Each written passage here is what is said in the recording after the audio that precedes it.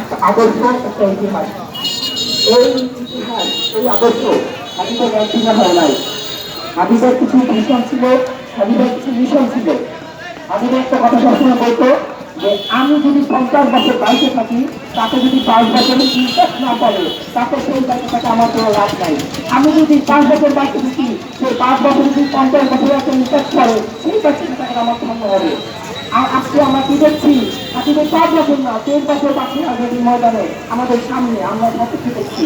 তার আগের বয়স আমরা দেখি নাই। আমরা দেখছি জুলাইয়ের পরে,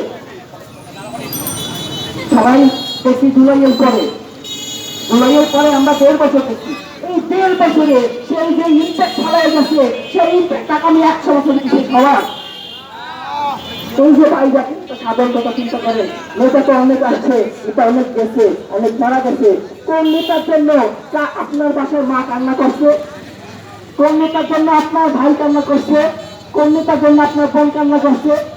সর্বোপরি কোন নেতার জন্য আপনার ঘুম হারাম হয়েছে?